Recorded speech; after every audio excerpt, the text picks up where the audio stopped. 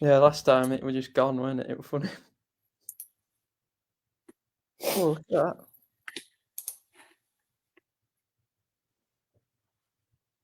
Let's have a look.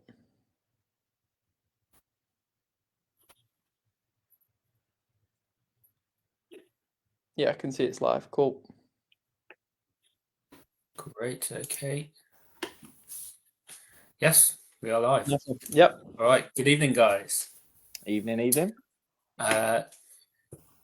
For anyone watching, we're missing Charlie tonight. He's off doing a panto. And apparently he was on TV. Did you guys see him on TV No, what was over that? the weekend? I think just on the news. Oh, I think nice. promoted his panto, but I don't watch the news. Do we know what part he's playing? No idea. Probably playing himself. He'll be the Yeah. prince. He'll be the prince. Yeah. So we're thinking of him tonight. Our guest is Andrew Whitehouse. How are you, Andrew? I'm really good. Really well, thank you. I'm struggling Good, a little it's bit great with the bunged up a little bit and coughs and colds, but we're doing all right. Yeah, it's going round, isn't it? It is very It's good much. to have you with us. A little bit of news for anyone that's been following our journey. We're hoping to be expanding a bit soon onto Spotify, so keep an eye out for that. Trying to expand so that you can listen at different times. And then we're also going to get back into our in-person events. So is the first one going to be football, Jordan? Yeah, we're going to look at a football event, hopefully for a date in February. And then later on in the summer, looking at sports days and that sort of thing. And then hopefully some ideas will come of March and April and those months in between. Nice. So a good winter kickabout to kick off the year. That'll be all on Facebook and Instagram. Do we have Instagram? Yes, yeah, we do. Yeah, we do have Instagram. Cool. Facebook and Instagram for that. All right, I'm going to let you guys chat, and I'll be back at the end with some questions. Cool. Thank you. Nice. In a bit, Josh. All right. So the first thing I wanted to talk about then, Andrew, was obviously we go back quite a few years. Yeah, a little while now. I was trying to think the other day what date it might have been for me personally. I think it might have been the 2015 summer school. I think. Oh gosh, you know what? When you started talking, I thought you were going to give me a day and month. Oh no! Then it's like, oh my days. If you knew the day and month that we and year that we crossed paths, that would have been incredible. Serious research. But This yeah, is so really obviously we met at summer school. Yeah. Because obviously, well, I'll let you have a bit of an introduction of yourself and how you come about the summer school stuff. Yeah, so I'm a divisional youth specialist. Used to be called divisional youth officer, and then before I was in the role, it was divisional youth secretary for the Salvation Army in the East Midlands. So it's a role supporting Salvation Army Corps and churches with their youth ministry. But then some of the other stuff that I get to do is event gathering stuff, and one of those events is something that I say you've been involved in for a number of years now in both the East Midlands and West Mids as well, of doing summer school, which evolved out of music schools, and yeah, it's one of the really good weeks during the year to get kind of young people together and do all sorts, worship, teaching, music, sport. It's the program for those events has really evolved over the years. Yeah, so obviously we've got that in common. Again, the page in common as well. Sport and faith. We're big sports fans and players. So when you were going to summer schools as a kid, if you did that, was that something you did? Were you the sports option all the time and always wanting to get involved with that? Well, no, because when I was going back to 1991 when I started going to music schools, it was very much kind of for YP band and singing company members. So if you're in the band or the choir at the Corps, you could go to music school. So it was very, very kind of music based at that point. And it was probably when my predecessor, the DYS before me, started to kind of branch out and include dance, drama became options to do at music school, and then over time, again, that's evolved out to include art, kind of other creative expressions of worship and faith, and again, in more recent years, that's also included sports ministry. So when I was a kid, it wasn't an option to do sport at the summer residential each year. Yeah, that's interesting then, because I didn't know that. Because obviously for me, since I've been going, it's always been an option to do sport. Yeah. So was that not until you were a staff member that the sport was a thing, an option on there? Yeah. So I think I'm trying to remember the sort of time and year that sports ministry. Yeah, it's probably only been in the last kind of 20 years, I suppose, which I suppose is quite a long time now. Yeah. But it has only really been the last 20 years where sports ministry has been recognised as something that we do within church.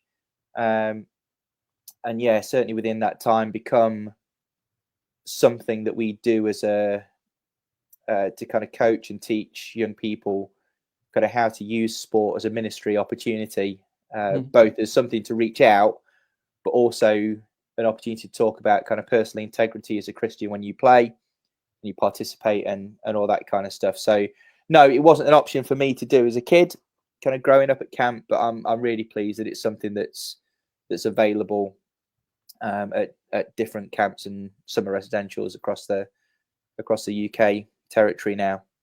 Yeah. When I go into schools, obviously coaching and stuff, and I think you probably could say the same about summer schools, in that, like, you often find that the kids that aren't necessarily as academic then will come out and show their skills in the sports option or in PE, and that's where you really find those people flourish. And I think, well, you can tell me. Obviously, I think you were a PE teacher back in the day, wasn't you? Back in the day, yeah. I lasted 2 years as a secondary school PE teacher. But yeah, yeah. So like you say, those characters really come out in the sport, don't they? And I think it's people that might be quiet in other areas. Yeah, I think you're right in that it's kind of different strokes for different folks. It's some people find a real home in an academia. Some people find they thrive and flourish in arts and creative expressions. And to a point, I'd say that sport is a creative kind of outlet. And like you say, some people thrive and flourish within sport and within kind of the physical kind of world, I suppose. And there's areas, of course, where there's crossover, and like you kind of look at dance and sport, and again, the way that people are going to use their bodies in those fields, there's similarities. But yeah, it's different people find different outlets, places where they flourish and thrive. So again, I think it's just really good that there are those pathways, there are those routes for young people, for anybody to go into, really, where they can find a home and kind of find joy and all that kind of good stuff. So yeah.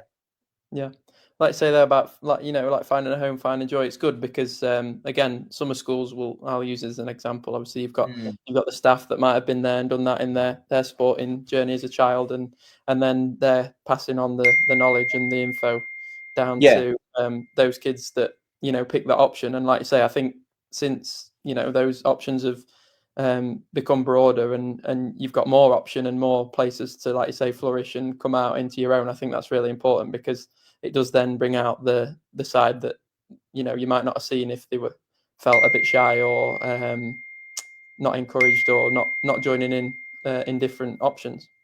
Yeah, definitely. And again, it's not about creating little cliques or little kind of groups that then never interchange or kind of never kind of meet. But it's about I think it's about kind of giving space for people to do the things that they love, to learn, like you say, to learn from kind of mentors and coaches.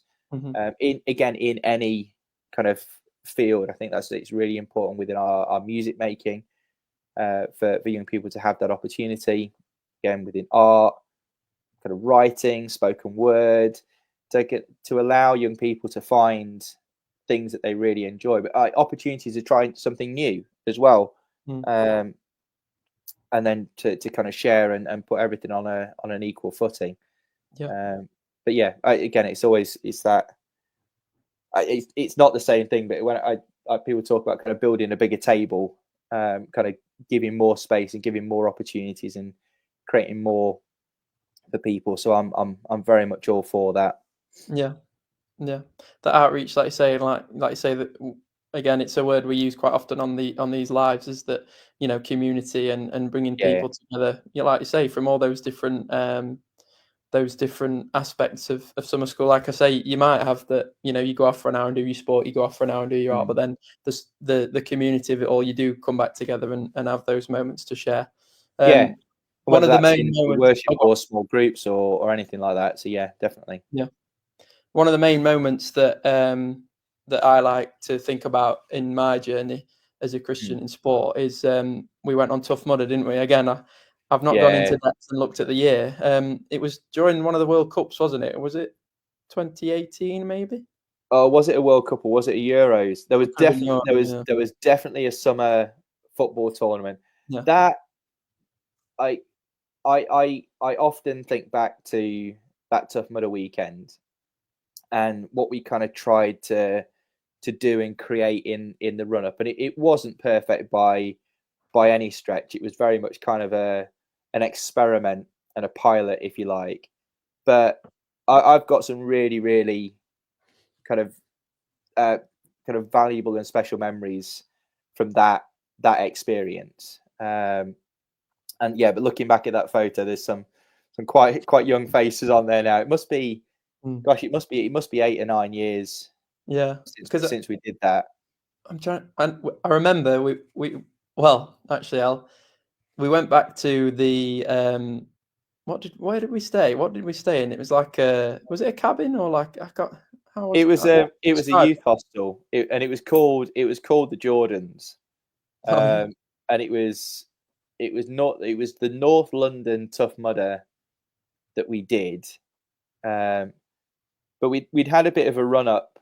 Kind of the idea had been that like the 8 to 12 weeks before the Tough Mudder run itself, that a group would spend some time, kind of spread out where they were, but kind of physically training and spiritually training together, kind of looking at some scriptures, looking at some quotes from different sports people, and a mix of Christian sports people. I remember one of the questions that we looked at was I put some quotes up one day, and I hadn't said who the quotes were from, and they were really kind of inspirational, kind of really great things, like really quotable, memorable things that I now can't remember exactly what they were.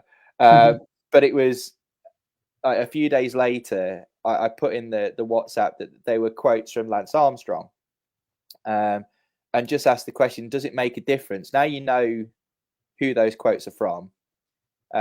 Does it make a difference knowing that they're coming from somebody who's cheated, who's lied, whose personal integrity has been kind of questioned, and did it make a difference? And just having a discussion around that with the group of us that were taking part. But it was just kind of exploring some of those ideas, kind of looking at some scriptures together, but also physically training and preparing for kind of this challenge, this physical challenge, if you like.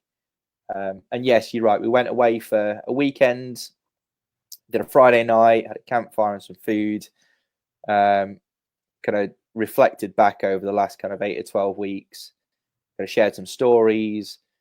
And on the Saturday, we did the run. And it was brilliant. It was super hot. There was very little mud. So it was tough, but not very muddy. Yeah. Came back again, more food, watched the football. I think England won that afternoon. Yeah. I've got Poland in mind. Was it Poland that you played? It was Sweden. I think it was Sweden. Yeah. My geography's never been great. And then on the Sunday, we went back to Tough Mudder and volunteered for the morning. And if memory serves, we ended up, I think, all of us on the check-in desk. So as people were coming in, we were welcoming them through. We effectively became Tough Mudder for the day. So we had to be really enthusiastic. We had to kind of sell the event. We had to do loads of encouraging for people that were coming through and were quite nervous. But again, just to then spend some time afterwards reflecting on that experience, what it was like, but particularly from a faith perspective. Sorry, I'm probably rambling a little bit, but I think some of the stuff that had come out from it was we saw, I think within the Tough Mudder, we saw values and things that were included and the whole thing about kind of helping each other. I remember that Tough Mudder have got a phrase that if you've done Tough Mudder once and you go back and do it again, you haven't completed Tough Mudder the second time unless you've helped 5 people out on the course. I think one of the other things that they talk about is this idea of Tough Mudder being a set of values that's lived out on the course, but also in the real world as well. And so as a group of Christians or kind of as a group of lads who have grown up in church and have a faith experience, linking some of that stuff back to our church experience, like how are we helping others through kind of their faith, through life, how are we kind of giving people a hand up, kind of pushing people over obstacles, kind of carrying them through the challenges that they're facing, praying for people, all that kind of stuff. But also kind of are we living out our faith not just on a Sunday, but on a Monday, Tuesday, Wednesday, wherever we find ourselves kind of in the week. So it was, I think the other thing for me was that I think the friendships that were created through that experience. I mean, that you can talk more on that. I think it's had a real impact for you guys as well, hasn't it? Yeah, obviously, like you say, yeah, with a group that's been brought up in the church, obviously separate churches, and then coming together around William Booth Memorial Halls at Nottingham, and obviously you've seen us grow as a friendship, and like I say, I think I could be wrong, but I'm pretty sure it was 2015 when at least we first got together at that summer school for the first time. 10 years on, we're meeting up the same 6 set of lads on the 9th of February, and it's that core values that we've bonded as friends through those things, like like I said, summer school, Tough Mudder, all those different things. And it does really create that group of people like we've spoke about again on these lives before, where you've got your mentors, you've got people who you can talk to and be honest with, and who will give you honest feedback. And like you said, it's really important to have those people because again, as you said, we are all over at least the East Midlands, not necessarily the country, but as we branch out now, a couple of them live in London. So we are really across the country, and it's really important to form those relationships. Absolutely. Whether it's through sport or, like you said before, one of those other forms of of worship. And and I mean, Helen and I talk about kind of when we were growing up at church and kind of the things that we did together and the friendships that we had. You were with each other quite a lot, and you'd be practicing the musical sections together. You'd kind of be socializing around that as well. You'd be going for weekends away with the YP band, the sing company, and this similar kind of experiences of doing stuff together.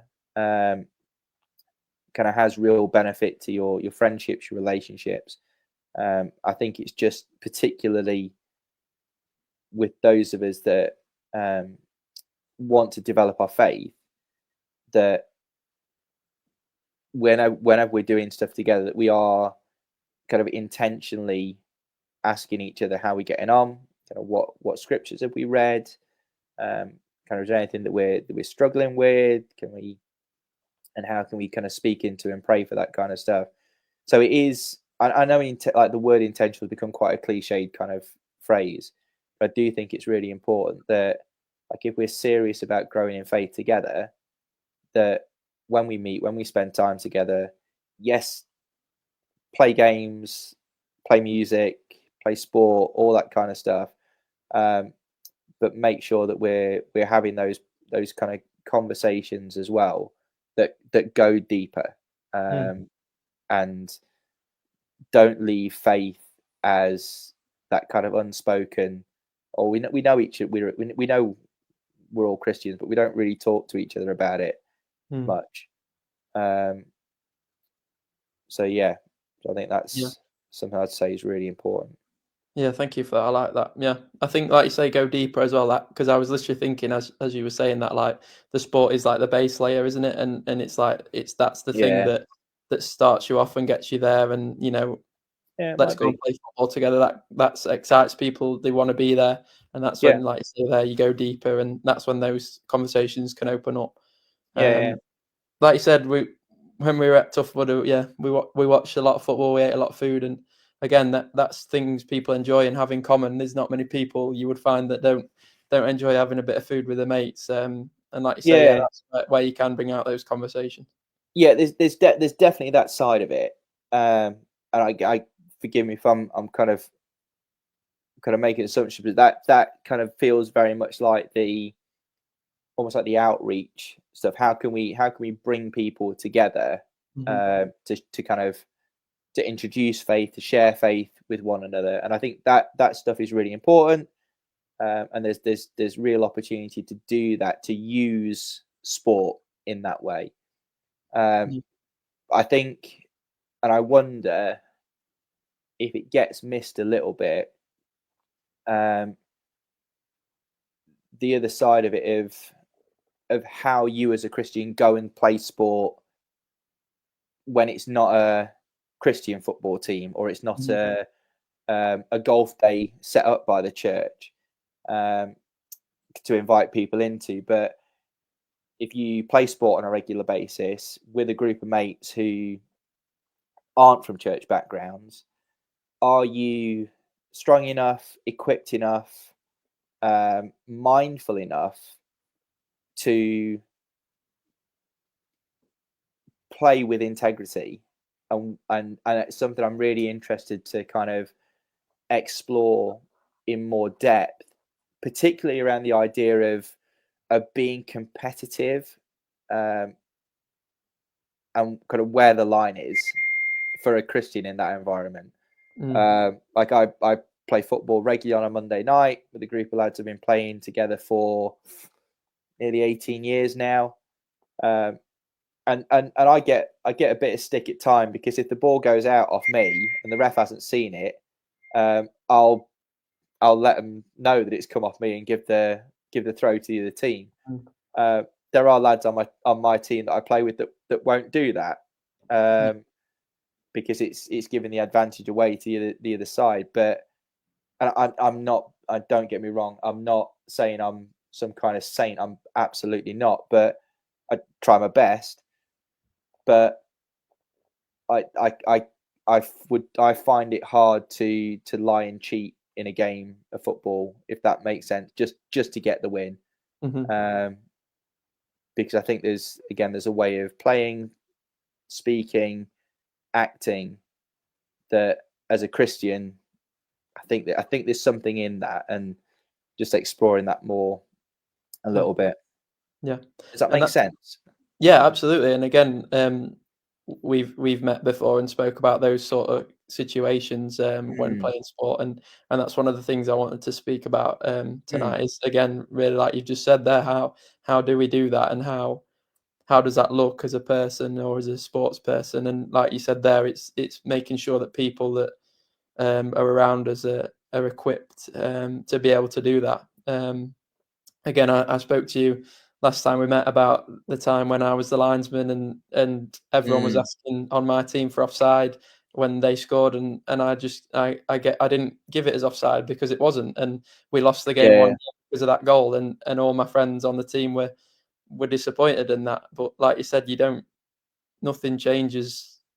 We don't change how we are when we're playing, and that's something that, again, a lot of young people my age, people your age, will struggle with that. And it's important to remember and to know that your faith comes first, and if that's letting down the rest of your team, then you've not supported yourself.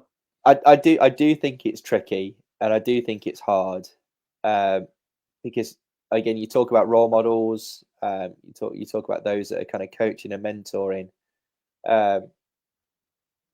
Again, I know that a lot of our conversation will be slanted towards young people, but if you've got a kid growing up again, insert whatever sport it is, and you've got a coach who is coaching kind of win at all costs, gain every possible advantage you can gain, even if that's kind of bending the rules slightly or just breaking the rules completely. I know you had Andrew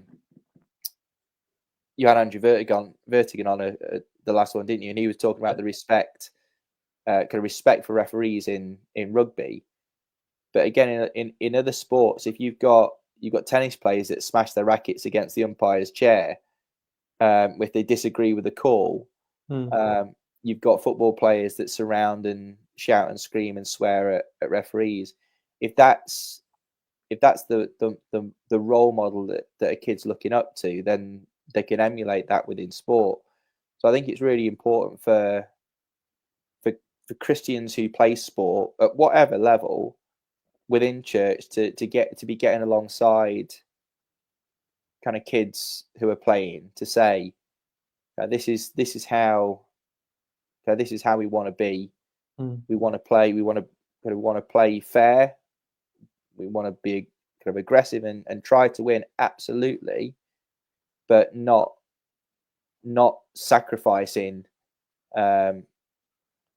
things like kindness and fairness and kind of all those values that we try to live out. Kind of with in every other setting. I think it should try to do that on the sports pitch as well. Absolutely, yeah. I think, like you say, again, it comes down to mentors, especially for the kids, because, like you say, they're seeing it on the television, so they don't know any other way, unfortunately. And I see it in coaching all the time, schools. My thing now to try and cut it out is if we're playing, well, any sport really, if someone feigns an injury and I can tell that they're not actually hurt and they're just doing it because they've seen it on telly, I'll pull them to one side and I'll say, oh, well, you need to come and have a break if you're hurt, and then they don't want to have a break because they're not hurt. And I'll try and obviously explain that, if I think you're hurt, that means you're missing out on game time. Whereas obviously on the professionals level, you don't miss out on the game time. And again, we could go into so much detail about what should be happening to these pros that are doing it and what sanctions they should be getting for showing the wrong way. But like you say, it boils down to the people that you're surrounded with and that you're showing your example to. That's the only ones you can affect, really, isn't it? But then again, like this platform, it's something that we can try and affect more people and show other people how to behave in the sport. And again, like you said, I'm no saint, but you try your best, don't you? And hopefully people see that when you're playing. And whether you make your mistakes. You make your mistakes on the pitch, and you learn from them. And I think we do that with our words and our behaviours as well. Sometimes we make our mistakes, but we learn. You go again. You don't give up. Yeah, definitely. So again, that links us nicely into, obviously, you're big on the gym, aren't you? When we're talking about, I've really struggled over the last kind of few months to be as consistent as I would like to be. I'm only kind of really training kind of once a week at the moment. And it's a bit of a thing in my mind that it's like, what, I need to, not just I want to get back to being more consistent. Just because I enjoy it. It's a really good outlet. Kind of the reason that I like kind of training and working out is because I want to be fit and able. I want to keep my body kind of working. I said the conversations we've had. I've got 3 kids who, kind of my son's 13, the girls are 12 now, and I want to be in the sort of shape where I can play the sports with them for as long as possible. So it's playing around with different types of gym training to make sure that that's something that I can do. Yeah, that's what my question was going to be there. What's your motivation? What is it that gets you to get to the gym, and what is it that encourages you to go? But there's your first point of it. That's what you were going to allude to. I think that was certainly when I got like it. Yeah, I think your motivations change, don't you? Like as a kind of late teens, early 20s, it was going to the gym to try and look a certain way, which I don't think I ever really achieved that. But like it was different motives at that point. But then again, a few years ago, it was just that kind of realization that like I want to be fit, I want to be healthy. A lot of that is to do with what I put on my plate and how I eat. But I want to keep myself strong. I want to keep myself fit. So kind of training and working out has been a big part of that. But I love it. I've got a nice little setup in the garage now that is close. I can just walk in there whenever I want to. Yeah, I've got a bit of spare time. Yeah, that's nice. That, like, say, the motivation does change, doesn't it? Like, when you're younger, you think it's all about showing what you can lift and how heavy you can go, and what you can do. I still like that. Like there is still that kind of, but my social media usage is minimal at best, so I'm not kind of lifting to try and kind of put. I mean, I say that I think the last post I ever did was like a little gym workout thing, and even looking back at it now, I'm like, why on earth did I put that out there? But I still like to kind of try and beat kind of personal bests and try and improve and try and lift heavier. But now it's more of it's a personal challenge. It's not competing against anybody else. And that's what I was going to say there, is that you've got that the motivation that what you judge your success on changes from absolutely. Am I lifting more than this person who you might not even know next to you in the gym, or now it's, am I lifting more than I did last month or last week, which is, I think that's really good. Yeah, and because like again, it's become a bit cliche, but it's so true. That phrase of comparison being the thief of joy. Like when and again, it's on the football pitch, kind of playing tennis, like lifting in the gym. If your sole focus is on somebody else, comparing yourself to somebody else, what they're lifting, what they're doing, how they play, it takes out so much of the enjoyment and joy of doing the thing. If you can, I mean, I absolutely take inspiration from others, absolutely, but not to the point where you're kind of almost obsessed with that comparison piece to other people. You lose so much enjoyment and joy out of stuff by doing that.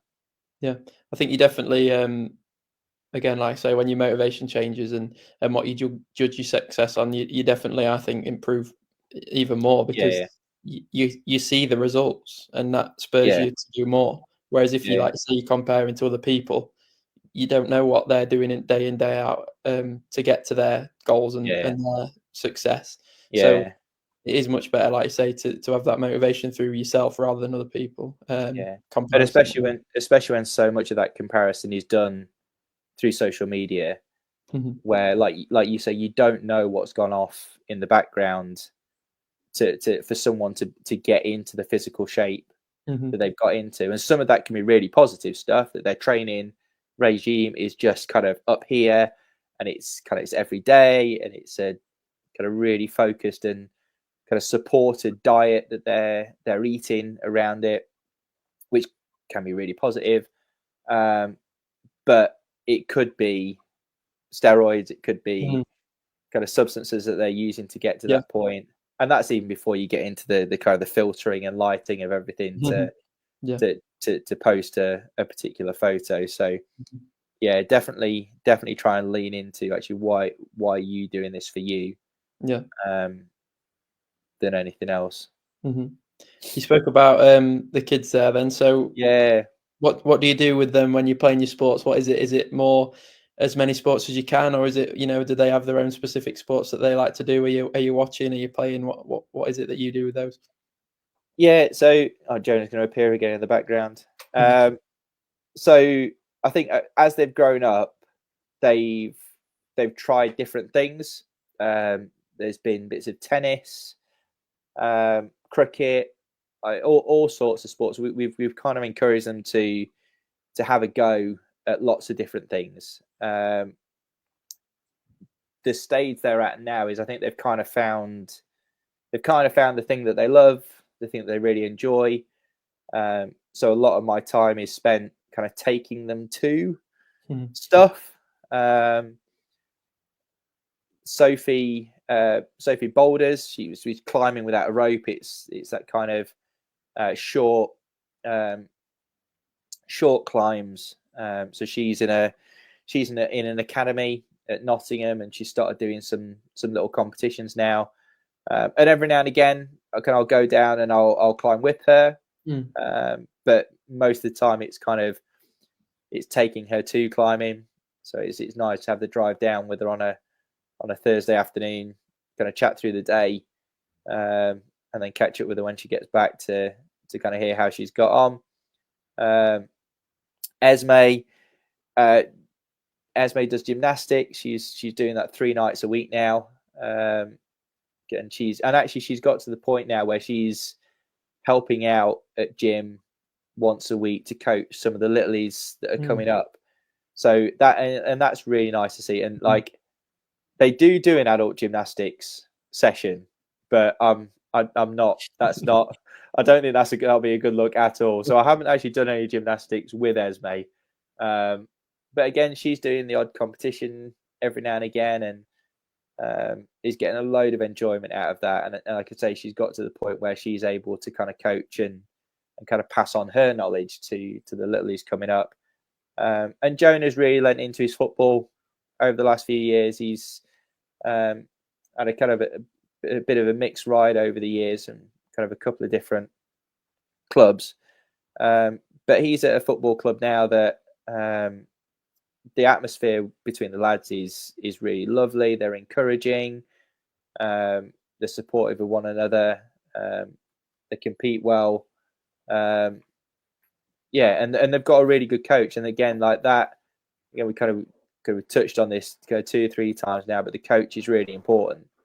The guy that coaches them, again, super encouraging. Okay, he's kind of focused on kind of making sure he's getting the best out of each of the lads. And what we've loved is at the end of the season, they'll do a presentation. They'll do like the player of the year, kind of most improved, all that kind of stuff. But Jonah's coach will say something about every single one of the players. Like, there'll be a real focus on kind of what they've improved on this year, their contribution to the team, and it's just a really lovely environment for them. They're not winning too many games at the moment, so they're kind of learning to deal with that challenge. But it's such a good and healthy environment for them. That as a parent looking on, kind of, especially when you're putting your kids into somebody else's hands to kind of input into them. Knowing that those coaches are doing that in a really positive way is very reassuring as a parent. So yeah, and then every now and again, can I get to play alongside him? Odd training session every now and again. So that's good, but it's just nice to see them kind of thriving in those environments. Mm-hmm. And I think, like you say, where we spoke about the mentors again, the coaches, it's good to see, because it almost makes you realize that that's the sort of impact you've had on them, is that you've shown them that, you know, sport can be enjoyable and can really develop you as a person, and they've obviously took to that and really enjoying being in good environments and atmospheres. Yeah, and Joan has been doing Duke of Edinburgh this year, and again, as part of that, he's coaching at his old school. So he's gone back into the primary school, and he's alongside his effectively his old primary school PE teacher. Again, him learning from her, him passing that on to the kids that he's doing the coaching with. So again, it's that kind of flowing through. Which is I think is such a lovely model that we do so well in church. Almost naturally is that kind of that intergenerational kind of approach, that when we're discipling people well, it's a mix of the generations of kind of passing kind of stories, testimony, kind of all that kind of stuff down through the young people, kind of teaching them how to do it, modeling life, modeling how to live, and helping them with the challenges that they face on the daily at school, work, wherever they happen to be. So I think that kind of that correlation, that connection with sport is quite, to me, it feels quite clear. Yeah, that's really cool, and I think that's awesome that Jonah's doing that at, 13 years old, to be passing on that info down to the young ones, because obviously at that age you expect, the children are still learning, but to be able to even to go in and do that's really brave, I think. Yeah, I think it's at that point, I think, where kind of you're hitting your teens, kind of you're starting to take on and learn how to take on responsibility. Kind of being given something like that, or being helped, or having the opportunity, it is great. It makes him think about how he's playing, what he's doing, what skills he's got that he can pass on. And like I say, as he's doing it as well, with gymnastics, where there's opportunity for Sophie to do it at some point at climbing. But but like you say, it's a really good thing for kids to be able to do. So I think it's almost a rite of passage for people to lead on through different generations. Yeah, I think as well, in any walk of life, really, it's good to be able to share your knowledge and pass on things that, to people that are either younger or less experienced than you, because like you say, it does then develop those mentoring relationships. And again, you could ask pretty much anyone, whether that's in sport or outside of sport, who's their mentor, who do they look up to, who's their idol, and everyone has one, don't they? Because again, whatever walk of life you're in, you've got someone you look up to, and that you find their morals something that you want to instill, or feels like you say that they can pass on to you. Yeah, absolutely. Cool. One of the things then I was going to speak about, summer school, again, I can't remember the year, I should have done some more research, but 10-yard tee. So obviously 10-yard tee. Oh, wow. 10 to 12 people that were involved, and then another 10 or 15 that then found out about it the next day. 10-yard tee, basically, to anyone that doesn't know, was a game we came up with of an evening at summer school, where I can't remember why or what was happening. I think it was Ben Self decided that we were going to make a cup of tea without, from 10 yards, we weren't allowed to go within distance. It was, I think even those of us that were there, like, how and why exactly came to be is who knows? We're effectively a kettle. I mean, you talk about like the safe, like the risk assessment of it. We were throwing tennis balls to try and get a plug into a socket or something, like, to get the kettle to turn on. Yeah, I think we were trying to fill a kettle from 10 yards by squirting a bottle of water. I mean, you think about it now and think, what on earth was going on? But I think anybody that's been like to a summer residential, to our music school, summer camp, I think they'll all have similar stories of those early hours ideas that crop into someone's mind. Oh, this will be a good idea at 2 o'clock in the morning. yeah, But I think it finished, didn't it, with trying to get a teaspoon, because like it was every part of making a cup of tea. Every element. Boiling every element, boiling the kettle, getting the tea bag in the mug, getting some milk in the mug, getting some sugar in the mug. And then it finished off with, I think, all of us trying to get a teaspoon from 10 yards away into this teacup. And wasn't it Jordan Deere that actually, because I think that if anybody that goes back to the highlight reel, I think it was me. I got a teaspoon in, but it was the wrong way up, and then Jordan got it was disqualified and discounted. So he went on for another half an hour afterwards, I think, trying to get the teaspoon in. But did you hear what happened like the day late, or like a couple of days later? No, I'm not sure. So I think a group of the girls had a go at trying to get a teaspoon into a teacup. We did it in like 4 attempts. Really? It took us about 4 hours. It took us like 4 hours to make this cup of tea. But what I was going to say was the mentoring wise, and we just blindly followed the idea, and like you say, no one really knew why we were doing it, but this challenge appeared, and we suddenly all just got on board and joined in. And I think now most people, again, tongue in cheek, will say that it's one of their greatest sporting achievements. Yeah, doing that together. But it's so funny, isn't it? Because it was a daft idea.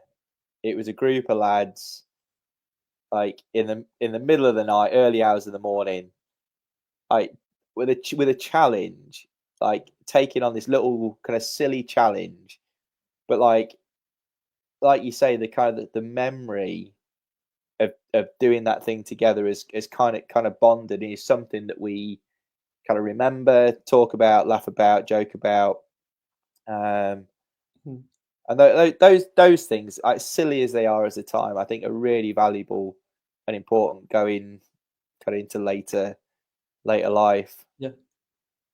Yeah, it's that community again we speak about. Like, yeah, absolutely. Again, I can't remember what point in the week it was. It might have been towards the end of the week, but it was my first summer school, and in that moment, in that room, for those hours that we didn't even think about till the end. We looked at it and thought, flipping out, we've been doing this for 4 or 5 hours. That they were probably where the bonds started and the bonds formed, and that was through just one person having a silly idea, and then us wanting to take it on and really complete that challenge together. And again, like Tough Mudder, we set ourselves a task, and we completed that challenge together. And again, I won't ever forget when one of the group was struggling at the back, and it meant that some of us decided to stay back, and eventually all of us stayed together. We didn't ever split up when there might have been different abilities or fitness levels, but that didn't matter. And again, like we spoke about the winning at all costs, it wasn't something that we considered, because one of our group was struggling, and we wanted to help him through that and get him to the end.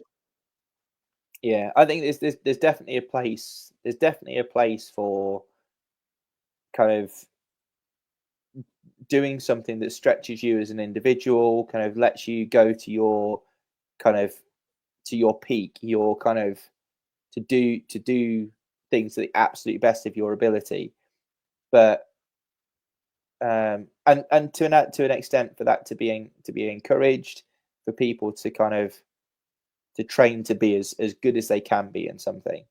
But I think for us, for that Tough Mudder, there was an element of, yes, some of us could have gone on and run like whatever pace to kind of get round before other people, but it was more important for us to do that together, to finish as close as we could together, to do it as a group, even if that meant that some had to run a little slower than they might have wanted to, or kind of been able to. But yeah. Yeah, that was a good weekend. I really enjoyed that. Towards the end of the year, I think there's some wolf runs, which again is similar to Tough Mudder. Yeah. So hopefully through Sporting Faith, I'm going to try and get a group together, and we can see if we can do that. If that's something you'd be interested in, again. Absolutely, yeah, I'd love to. They're all in like October, November, so obviously it's a long way off yet. But yeah, nice when it's lovely and cold and yeah. But it'd be good if we could get a group together through the page and really have a go at that, because I think, like you said, that group challenge, and it might not be something that people would do on their own. So being able to do that as a group, and like we've said, that the ways that we motivated each other and the lead up to that with the spiritual and physical training would be something that could really impact people in a good way, like for us guys. So I think that'd be cool. To look at that. Yeah, it'd be great. Definitely. We've got Josh back. Hey, Josh. Thanks for that, Andrew. It's really good to hear your comments. I hope so. I've just had a look. I've had a little dig on Facebook. 10-yard tee. Oh gosh. 2.5 hour session. There's a little video of videos just of a cup and a teaspoon landing in it, and then just all the feet around it, and you're all cheering. Yeah, you'll have to post. Excited. Oh, that cheer at whatever time it was in the morning, I can almost still hear it. Yeah. Just this expression of joy as the teaspoon landed in the teacup. Oh, it's I've celebrated goals quieter than that at Hillsborough. It was a big explosion. But yeah, well, I'll have a look and I'll share it on the page. Share the link. Yeah, that was great. Andrew, as someone who myself, I've just been invited back to a summer school to lead sport. I was wondering if you've got any advice on integrating those that are doing sport because they really want to have a competitive time and be the best and work together as a team, and those that are there because they want to chill and just want to kind of kick a ball around or hit a ball with a bat and just want to enjoy themselves. Yeah, it's tough, isn't it? Because you want to kind of give space to both. Yeah, that's one I think you need to think on a little bit. I'm not sure I've got a quick and easy answer to that, but yeah, I think maybe it's kind of setting the tone at the start, isn't it? And allowing people to talk about why they're there, what would be success for them in that game. What does success look like when you're playing?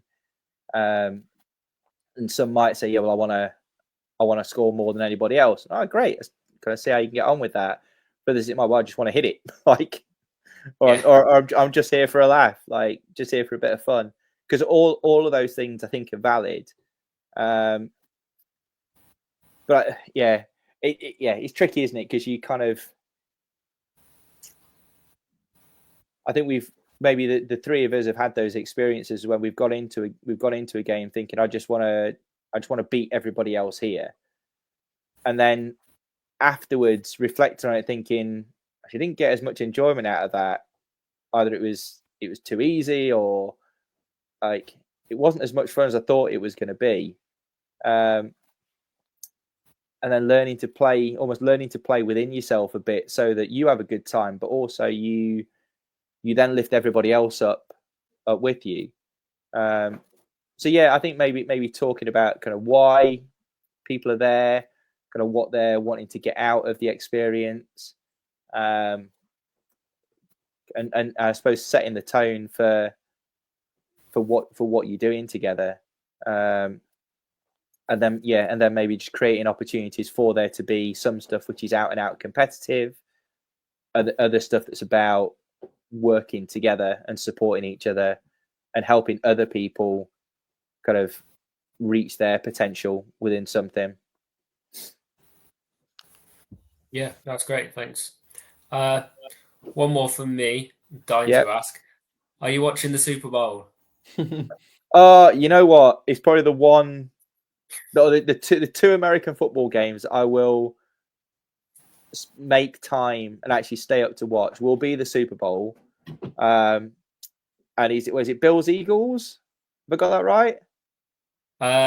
It's what? No, Chiefs Eagles. Chiefs Eagles. Sorry, it was Bills Chiefs in the last game, wasn't it? Yeah, they were rough. Yeah, they were. Yeah. But yeah, I that'll be the one that'll be the game that I will stay up and watch. When Oklahoma were doing well in the college football, I would tend to stay up and watch the playoff, the college playoffs and college kind of final as well. That would be the games, but the Sooners have dropped off the last couple of seasons, so I've not been following quite as closely. He's been watching Forest all the time. That's why that's what I keep saying to Emily. When Wednesday are winning, Emily loves coming and watching, and then when they're not doing so well, she's not as bothered. Yeah, well, we're very very much living in the moment with Forest at the moment. It's enjoy it, yeah. It's I didn't think we'd struggle. I didn't think we'd struggle at all this season, but it's been a lot better than we anticipated it was going to be, for sure. No, it's really good, and I think again, like you've said, you just enjoy it, and I think that the saying is enjoy it while it lasts. But like, you don't know what they're going to build now, do you? And they can go on to stay up there for the next couple of years with the right decisions and stuff. So yeah, I look forward. I'm watching them in a lot of games and thinking, well, where can they go? How far can they take it? And it's really interesting, isn't it? Yeah, I know time's almost gone, but it's an interesting conversation for the time. But you look at the recruitment at Forest, and I would be really interested to find out more about the way they've gone about their recruitment. So I don't think it doesn't seem to be just about the playing profile of the player, but it seems to be, and again, it's just from the outside looking in, it looks like they've gone for like people of really good character as well, and players with something to prove, because it's just interesting to me that a number of the players are either new dads or they're about to become dads. They seem to be decent people. They all seem to get on. There's a good atmosphere around the place, and I do just wonder, in terms of the recruitment policy, how much of it has been about the type of person that they're bringing into the club, on top of, like, do they fit in terms of the squad, the place that we need them to play, the style of football that we're trying to play. But yeah, that's a conversation for another evening, I would imagine. That's good though, because like we said at the start, we're looking at moving on to a podcast on Spotify, and I've already got a few notes for the first one, and that's something that we're going to look at is what it takes and what sort of character and traits you need to be a good teammate or a good sports person. So again, that's really interesting, that the way that you look at that, because like you say, you don't see in depth the recruitment process, do you? So it is really interesting to know, and if you can see that from an outside point of view, how that affects the players, how they're seeing it from inside. And, well, we can see how it is affecting them. They're playing really well, so that's something that's really interesting. We're going down a rabbit hole, but like there's a really good set of quality players there. They're all good football players, but they're even so, they're still more than the sum of their parts. I think they're a better team than they are necessarily. But yeah, we're just enjoying each moment. The losses have come, and when they've come, they've been big ones. But I know we bounced back, so we'll see how we get on this weekend. Brighton at home, I think. Yeah, we'll be watching them. I'll be watching them with a close eye on them. Yeah. Thank you for tonight, Andrew. It's been good to hear from you. Again, a lot of the people I've had on so far are people I know and that I know are going to deliver a good message because I've heard it before. So it's really nice to pass that on to the other people. And so yeah, I thank you for helping me with that. Just a good chat, mate. It's good conversation. Thank you. Thanks, Andrew. No, thanks, Josh. It's been good.